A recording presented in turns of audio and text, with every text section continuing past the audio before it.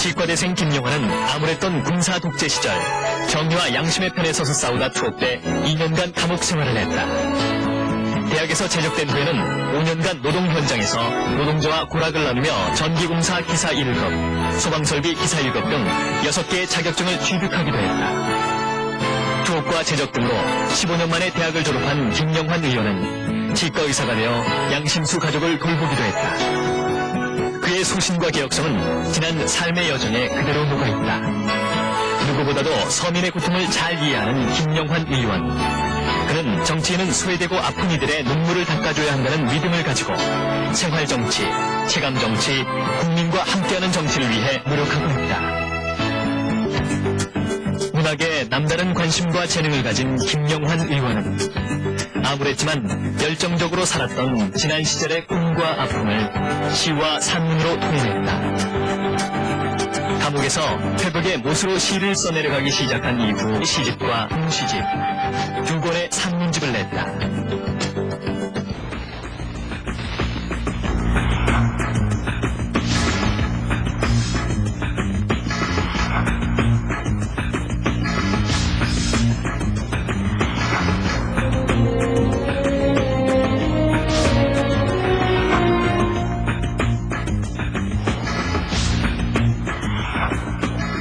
이거 국가가 청문해야 될 일 아닙니까? 이거? 수천억을 들여가지고 이 수학을 만들었는데 함수 만들겠다고 하고서 이 바다호수 만들어 놓고 땅이나 팔아먹으려고 하고 수질오염, 대기오염, 하천오염 세계의 이 환경 문제의 대명사가 된 이 시화호 이거를 바깥에 있는 바다하고 이 안에 있는 호수를 연결시켜가지고 순환시키면서 이제 바다가 살아나고 있다고 이렇게 속이고 그리고 또 거기다 공단을 수천 개의 공장이 들어오는 송도밸리도 있고 지금 대전밸리도 있고 IT 산업이라는 것이 지금 현재 벤처가 코스닥 시장이 어떻고 그것이 고용상출이 어떤데 거기다 공장을 4,000개, 3,000개 또 만든단 말입니까? 양심들이 있는 사람들입니까? 김용환이 이뤄냈습니다. 수인선 지중화가 시작됐습니다. 설계 예산을 20억 확보했습니다.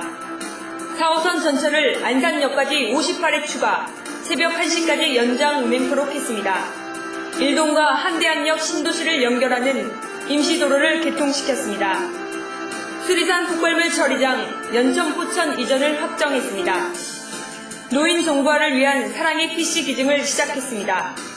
관월정보고, 관월중학교에 소음 방지를 위한 방음벽을 설치했습니다. 안산 교통대책 마련을 위한 각종 간담회를 개최했습니다. 시민들의 주차난 해결을 위해 4호선 고가철도 부지를 주차장으로 사용 가능하게 만들었습니다. 안산 지역 대기 환경 개선을 위해 환경개선금 300억 원 확보했습니다. 상록경찰서와 상록보호소를 유치해 상록구민의 치안과 의료 서비스를 향상시켰습니다.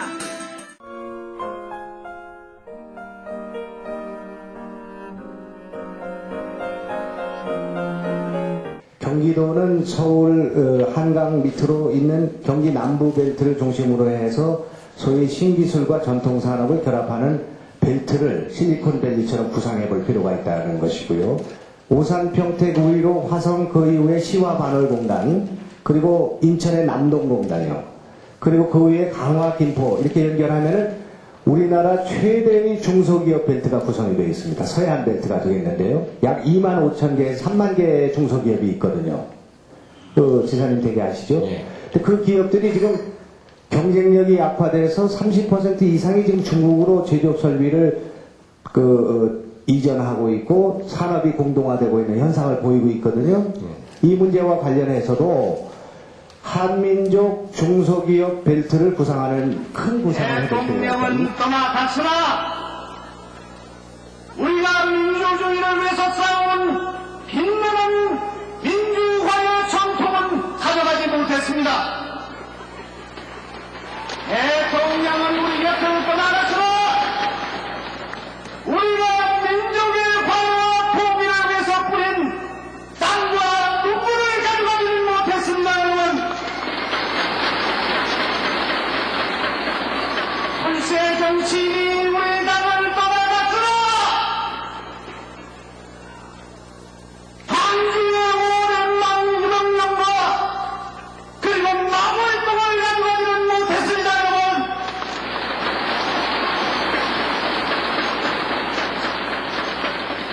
대통령이 우리 당을 떠나갔으나 그를 대통령으로 만든 이후에서 흘린 우리의 땀과 눈물의 고결함을 가져가는 장관님 언제까지 장관으로 있는 것은 아닙니다.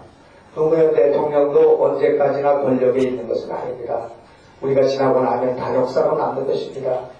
그리고 그 자리에 있을 때만이 한 장관님이 하실 수 있는 역사적 역할이 있습니다. 그래서 정말 이런 일이 있어서는 안 된다고 생각합니다. 지금 노무현 대통령이 하시는 일, 다른 것은 다 회복할 수 있는 일이라고 생각합니다. 잘하실 수 있는 일이라고 생각합니다. 또 진일보한 측면도 많이 갖고 있다고 생각합니다. 그러나 이 나라 민주주의가 어떻게 싸워서 어떤 과정으로 여기까지 왔습니까? 어떤 선거의 공정성을 유지하고 절차적 민주주의를 유지하고 어떤 과정을 통해서 여기까지 왔단 말입니까? 노무현 대통령이 감방에서 단 한도 살지 않았던 그런 과정 속에서 수많은 젊은이들이 희생되고 목숨을 잃고 거리에서 철탄을 맞고 수십만 수백만의 사람들이 피를 흘리고 싸워가지고 오늘날 이 민주주의가 왔습니다. 그런데 지금 우리가 관권선거의 시대에 다시 돌아갑니까? 다시 대통령이 총선에 우리나라 이런 정권으로 다시 돌아갑니까? 또다시 이 지역주의가 만연되는 이런 정치판으로 돌아갑니까?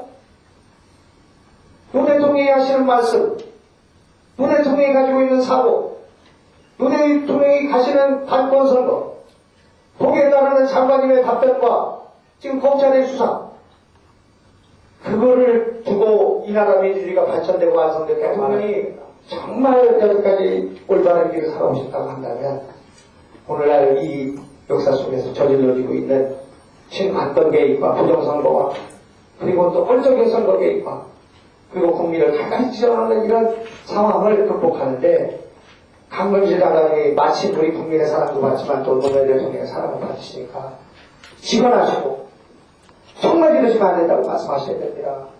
그렇게 해서 이 나라의 역사에 소중한 장관으로 역사에 남는 장관으로 빌어가겠습니다. 네, 수고하셨습니다.